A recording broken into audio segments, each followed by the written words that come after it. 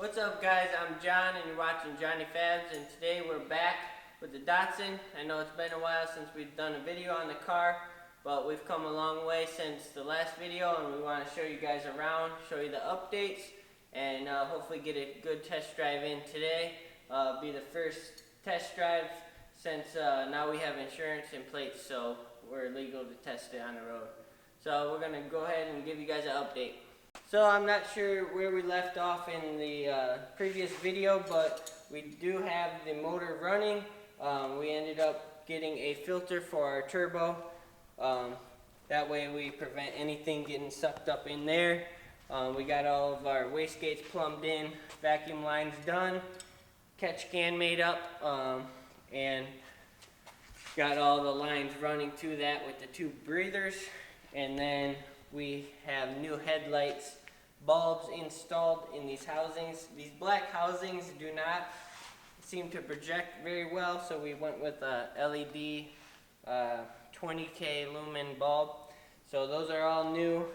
And then, yeah, I think that's pretty much it for the front end. We can go to the back and show you guys the back.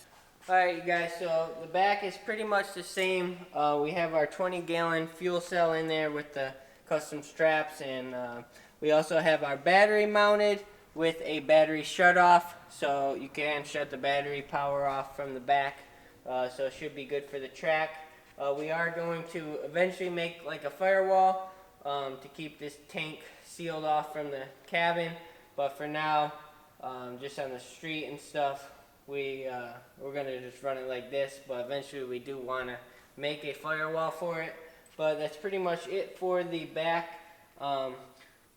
We also got the fuel pumps and all that are done with two -10s feeding two 044 pumps, and then they run up to -10 all the way up to the front of the motor. So that's pretty much it for the rear end. Not much has changed, but we just tidied up everything, and then we did some work in the interior, so I'll show you guys that. So as far as the interior go, we ended up getting some mechanical tachometer and the RPM, and the mile per hour, meant to say. So we got that wired in, and since we're using a T56, it uses a vehicle speed sensor, and we ended up getting that wired in to the gauge, so that is working as it should. We still have to calibrate it for the 2 mile so we get the actual speed reading right. And then our RPM gauge is tied into the Holly harness that has a RPM wire. And then our boost gauge, we haven't plumbed that in, but that's pretty simple, just one line. And then we have our oil pressure, our water temp, and fuel level. So all that is, we have this. As far as like standalone gauges, and then we are running the Holly Terminator X computer, and it comes with this small screen, and this is fixed mount, and we can take it in and out as needed, but we have our gauges that display on here, and so we just wanted to have both just for the look, and we'll have it all in our computer. So as far as the interior, you guys seen us do the flock dash, so if you guys haven't, check that out. It looks pretty nice. And then we also got a Grip Royal steering wheel with the NRG quick release, and then a short hub, so you can take the wheel off and on to make it easier to get in and out of the car with the roll bars. And then yeah, it's pretty nice. We'll eventually make probably a hook or something we can mount the steering wheel on in time. But yeah, that's pretty much it for the update. And then we also got some G-Force racing harnesses, and so we got both the driver and passenger side all fitted in, and those seem to be pretty good with the quick release latch.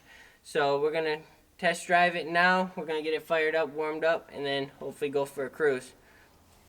So we're gonna fire it up, see how it sounds. We just have an ignition switch in here for our main ignition power, and then our push button start.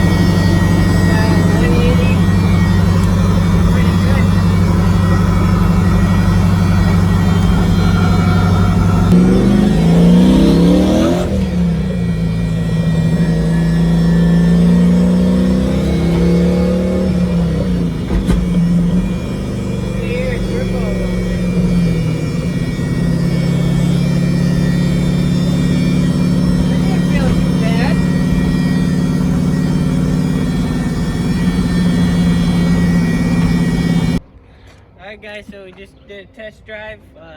We drove out from my parents' house out at the shop to Port Huron, so we're down by the river, and probably take some pictures. But everything seemed like it was running good, didn't get hot. The highest temps were 208. Now it's downtown cruising 25 miles per hour in traffic. But once you get on the roads, it cools right down, stays below 200, and everything seems to be working out good. We haven't done any hits or anything, just cruising it, but seems like it's pretty solid.